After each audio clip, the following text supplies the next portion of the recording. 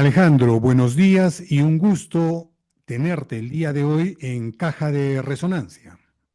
Hola Fernando, buenos días, encantado de estar contigo. Una primera pregunta. Quiero comenzar con una pregunta que seguramente muchos peruanos se hacen. ¿Por qué Petroperú debe seguir siendo una empresa donde el Estado peruano, donde los peruanos tengamos la mayoría de acciones? Bueno, hay tres razones muy sencillas que creo que todos los peruanos debiéramos conocer.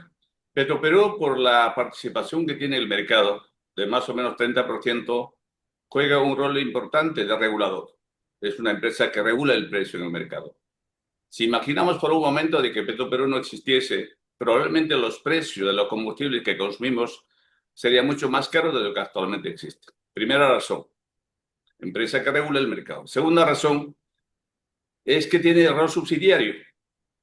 Es decir, Petroperú está presente a lo largo y ancho del país, en lugares incluso más remotos de nuestro territorio nacional, porque son lugares donde no es negocio, no rentable para las empresas privadas.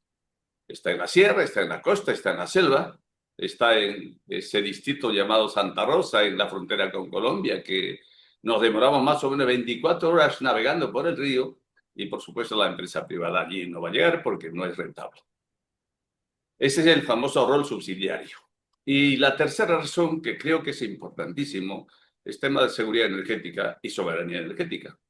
Imaginemos por un momento de que tenemos un conflicto bélico con un país vecino, que en estos tiempos está muy de moda las guerras, una Ujú. invasión potencial, una razón de este tipo, o cualquiera que fuese la razón, de Ecuador, de Colombia, de Brasil, de Chile.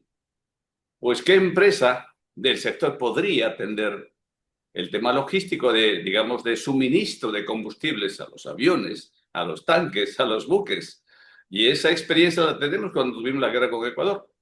Y la única empresa que estuvo al frente apoyando todo este tema fue Petroperú. Es decir, hay razones sobradas en ese sentido de por qué tenemos que seguir defendiendo una empresa pública como Así Petróleos del es. Perú. Alejandro, y por lo tanto, ¿qué de cierto hay en esas opiniones que señalan que Petroperú es una empresa quebrada o es una empresa insolvente? Bueno, este es un discurso que se viene manejando desde muchos años atrás. En los años 90 se hizo una privatización, yo creo que injustificada, una privatización mal hecha, que seguramente ha habido empresas que se hicieron el gran negocio de la refinería que tenemos aquí en La Pampilla, con los grifos, con los lotes petroleros, etcétera. Y desde esa mirada, desde el sector energético, Petroperú es un negocio rentable. ¿No? Es un negocio rentable. Todo depende de cómo se gestiona, cómo se maneja. Actualmente, Petroperú es una piedra en el zapato para la competencia. Es una empresa que tiene muchísimo futuro, o por un lado, porque acaba de inaugurarse una de las refinerías más modernas que tenemos en América Latina, la de Talara.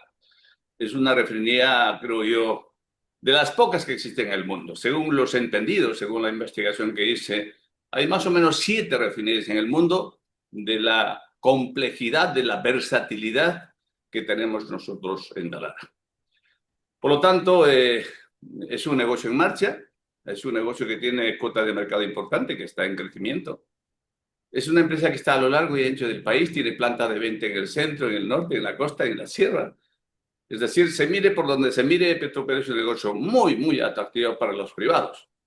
Solamente por citar un ejemplo, tenemos aquí en Conchanga, a 1 hora de Lima, es una refinería pequeña que se refina aproximadamente 15.000 a 6.000 barriles diarios, pero es un hub extraordinariamente estratégico para el negocio hacia el sur.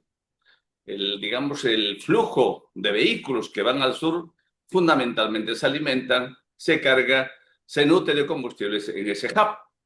Por lo tanto, solo ese negocio ya es pues, enormemente rentable. Repito, todo es una cuestión de gestión, de management, de que estén las personas adecuadas al frente de la empresa. Y creo que ahí está el problema y que haya estabilidad en la gestión, ¿no? Como ha habido tantos cambios, continuos cambios en la alta dirección, pues eso genera inestabilidad, desconfianza, sin rumbo, etcétera. ¿Y qué de razón tiene, por lo tanto, el Instituto Peruano de Economía, que hace poco señalaba en el diario El Comercio que desde el 2013 el apoyo estatal a Petroperú asciende a 24.600 millones? Y esto lo presentan como si Petroperú fuera un barril sin fondo, en donde solamente se necesitan recursos del Estado y más recursos del Estado para que pueda subsistir. Bueno, yo, Fernando, conozco a los chicos, digo chicos, del IPE, de quienes dirigen, son chicos de gabinete, no conocen cómo funciona una empresa real, no conocen la real situación de la empresa, no conocen la refinería de Talara, no conocen el mercado, no conocen el sector. O sea, yo creo que tienen poquísima autoridad para hablar sin datos, sin cifras, sin fuentes de lo que realmente tiene Petroperú. Pero el discurso de IPE no es nuevo. Es un grupo de neoliberales, de antiestado, antiprivado. Por lo tanto, a mí no me extraña que haya discursos de este tipo. Yo abiertamente discrepo con ellos. Sus teorías, sus tesis, sus planteamientos no resisten un análisis serio. Por lo tanto, las conozco quiénes son esta gente. Son economistas, como muchos que hay, que opiniones que son realmente muy rebatibles. Petroperú recibe dinero de distintas fuentes. Una empresa grande, el tamaño de Petroperú, que factura anualmente 4.000 millones de dólares, como ninguna otra en nuestro país, primer dato. Por lo tanto, sus negocios se financian con recursos de terceros y recursos propios. Las grandes inversiones que tienen no se financian con recursos propios. No financia con utilidad, siempre financia con endeudamiento.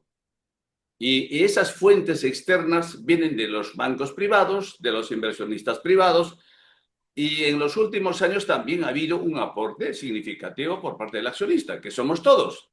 El Estado aporta como aporte de capital a Petroperú o aporta como préstamo. Tiene dos vías para que el accionista pueda transferir fondos a Petroperú. O te presto dinero, y ese préstamo está contabilizado en el pasivo del balance de la empresa, o aporto capital, por lo tanto formará parte del capital de la empresa y el patrimonio de la empresa aumenta. Ahora, ese dinero no es gratuito. Lo que da el Estado no es gratuito, es un dinero que se esfuma en el aire. Es un dinero para invertir en activos, activos fijos o activos de alta rotación, inventarios, maquinarias, equipos, instalaciones.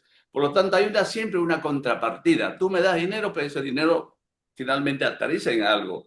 Entonces, los préstamos que dio el Estado, digamos todos los peruanos, a su empresa estratégica, o los aportes de capital están en el patrimonio, contabilizado como aumento de capital, y los préstamos están como pasivo, que son pocos, que hay que, evidentemente, honrar en los plazos y términos pactados. Nada más que eso. Tenemos una inversión total de activos en Petroperú, más o menos en torno a 10.000 millones de dólares. 10.000 millones de dólares. Pero por otra parte tenemos pasivos, como cualquier otra empresa, que tiene más o menos 8.000 millones, pero repartir en dos grandes bloques, corto y largo plazo. Y la diferencia es el patrimonio de la empresa, patrimonio positivo de 2.000 millones de dólares. Por lo tanto, mirad a ver si la empresa no está quebrada. Las personas que manejan negocios conocen esto y además esa información es públicamente disponible. Está en la SMB, porque repostamos trimestralmente información a este organismo que supervisa las empresas que tienen bonos en los mercados internacionales. Alejandro, pero tú mismo lo has señalado de que Petroperú tiene un problema de liquidez a corto plazo, es decir, hay un problema de capital de trabajo. ¿Cómo se podría enfrentar esta situación de falta de liquidez a corto plazo y, por lo tanto, la necesidad de capital de trabajo? Bueno, eso es también una situación normal en el mundo de las empresas. El grueso de las empresas tienen casi siempre capital de trabajo negativo, es decir, activo a corto plazo menos que su pasivo a corto plazo. Esa diferencia es el famoso capital de trabajo. Petroperú tiene una necesidad de capital de trabajo urgente en torno a 500 millones de dólares. ¿Y por qué es un poco más? La diferencia entre activo corriente y pasivo corriente está en torno a 1.300 millones. Pero ¿por qué digo solo 500? Porque hay otros pasivos que son básicamente provisiones, cuentas con los trabajadores, unas deudas puntuales a corto plazo que se puede diferir, que se puede renegociar y ir cumpliendo en el tiempo tranquilamente. Pero aquí hay Y un dato interesante que no se conoce. ¿Cuál es el dato? Petroperú tiene un crédito fiscal solamente por el tema de la ley de la Amazonía, que le obliga a Petroperú a no cargar el IGB cuando venden la selva. ¿A cuánto asciende ese dato? Desde octubre del año 2015 hasta julio del año 2025, es la última información que tengo, esto lo puedo actualizar tranquilamente, el Estado tiene como crédito fiscal a favor de Petroperú de 1.080 millones de dólares. Si pudiéramos nosotros hacer una especie de permuta, un swap entre ese dinero que se lo ha gastado el Estado versus una pequeña deuda que tenemos, tranquilamente podríamos tener ahí una inyección de capital fresco de unos 300, 400 o 500 millones de dólares, y con ese monto puede la empresa ir resolviendo gradualmente su problema de caja. Eso es todo. Hay muchas fórmulas para salir de lo que estamos viendo actualmente en Petro. Pero lo que pasa, hay una obsesión patológica, Fernando, ujú, lamentablemente, de que no quieren que Petroperú salga adelante. Yo dejé empresa en marcha y saliendo a flote. así es. Renuncié, no renuncié, me sacaron, me removieron, o sea que de una manera bastante pueril, por decirlo tal cual. Alejandro, Carlos Paredes Lanata, ex también presidente del directorio de Petroperú, privatizó, vendió la vieja refinería de Talara. Cuando esta refinería en el año 2019 fue privatizada en el 2020, daba como ingresos, como ganancias netas, cerca de 170, 171 millones de dólares. ¿Cómo tú ves cómo es que ha afectado la venta de la vieja refinería de Talara en los problemas actuales, por ejemplo, de capital de trabajo o de liquidez en Petroperú? Precisamente ahí está el origen del problema actual que tiene Petroperú. Paredes de la Nata, que despotrica contra la empresa que le dio de comer en algún momento, que en su momento defendía a la empresa, ahora que no está, despotrica, calumnia, difama, miente. Eso dice mucho de las personas. Cuando estuvo como presidente exactamente en diciembre del año 2020, diciembre si mal no recuerdo, cerró a Calicanto la antigua refinería, la vieja refinería, que Así hasta es. ese momento refinaba 65.000 barriles diarios de combustibles para atender el mercado nacional. Simultáneamente se estaba construyendo la nueva refinería. Cierra en diciembre del año 2020. A partir de ese momento ya no había refinería alguna que producía para el mercado local. Y entonces, ¿qué había que hacer? 20, diciembre 20, 21, 22, 23, hasta mediados del año 2024 había que importar combustibles para atender los clientes que teníamos que atender. Y en ese periodo se perdió mucha cuota de mercado, mucha participación. Por un lado, y por otro lado, importar cuesta mucho más caro que refinar localmente. Entonces, si uno mira las cifras, los estados financieros de la empresa, fácilmente uno se puede dar cuenta de que el problema arranca justo el año 2020, 21, 22, 23, 24. Entonces, las pérdidas acumuladas son 20, 22, 23, 24. En esos 3 años suma la pérdida acumulada de más o menos 2.000 millones de dólares. Yo heredé la empresa en octubre del año 2024. Encontré la empresa con 2.200 millones de dólares de pérdida acumulada. Entonces, este señor no tiene ninguna autoridad moral para decir cosas y dice además desatinos, y eso es una especie de frustración personal, no lo sé, pero realmente para la persona inteligente, después de haber trabajado en una empresa un tiempo, no sé si corto o largo, pero yo creo que debe haber gratitud, ¿no? Y es un tema ético, desafortunadamente, eso muchos no lo practican, ¿no? Alejandro, y en vez de estar hablando de vender, privatizar Petroperú, ¿no habría que plantear la necesidad de que Petroperú tenga un nivel de integración vertical y en tal sentido vuelva a tener el trabajo de exploración y explotación, de refinación y de comercialización del petróleo y del combustible en nuestro país? Esa debiera ser la situación de Petroperú. Eso es un viejo sueño. Así era antes de la privatización. Hasta el año 90, Petroperú era integrada verticalmente. Tenía pozos petroleros, tenía, digamos, oleoductos, tenía sus refinerías y tenía bocas de salida. Pero no solamente eso, Fernando, tenía una planta de petroquímica, es decir, el negocio completo. Pero entre el señor Fujimori lo que hizo es vender los lotes petroleros, donde está la carnecita, vendió los grifos más importantes y vendió una de las refinerías más modernas que teníamos en ese momento, la refinería de La Pampilla, que está ahora en manos de Repsol. Los grifos, la planta petroquímica, los gasocentros, todo eso fue vendido en ese periodo. Nos quedamos con el hueso de la empresa. Vieja refinería de Talara, de Conchán, Iquitos del Milagro y un grifo que queda, un grifo en Iquitos. Eso fue. Entonces, la pelea permanente, desde cuando yo asumí mi primer periodo, en el año 2003, defendí ante el Congreso de que el negocio del sector es rentable en la medida que sea integrada verticalmente. Como todas las empresas en el mundo. Vaya a ver simplemente el caso de ENAP, que está aquí a unas horitas de nuestro país, Chile. Chile no tiene pozos petroleros en su territorio. Lo que ha hecho de ENAP es comprar lotes petroleros en otros países, por ejemplo en África, y tiene lotes propios, petróleo propio, desde ahí trae a sus refinerías de Chile y así atiende su mercado local. Y es un negocio integrado verticalmente. Tiene grifos, tiene refinería, tiene pozos petroleros en otro país. Ese es el negocio del futuro. Es el negocio rentable, cosa que aquí en el Perú hacemos exactamente lo contrario como se hace en todo el mundo.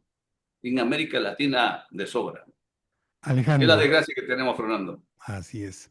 Alejandro, ¿y tú cuál es tu visión respecto al rol de Petroperú en la necesidad de una nueva matriz energética que tiene relación con el cambio climático que está sucediendo en el mundo y también, obviamente, en nuestro país?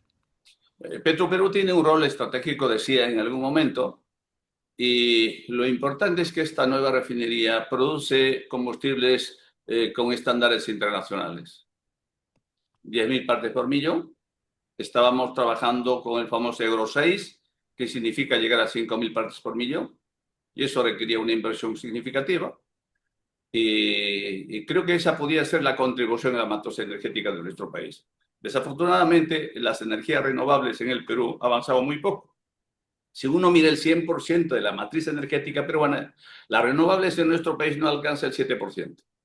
Quizá llegue al 10%. El 90% es hidroeléctricas y energía de origen fósil. Petróleo, gas fundamentalmente. Petróleo y gas. Y las hidroeléctricas. Las renovables como la solar o la eólica son intermitentes. Son intermitentes. ¿Por qué? Porque eso depende del viento que haya. Depende del sol que haya. Por lo tanto, pues eso no es seguridad propiamente. Ayuda, pero además es costoso.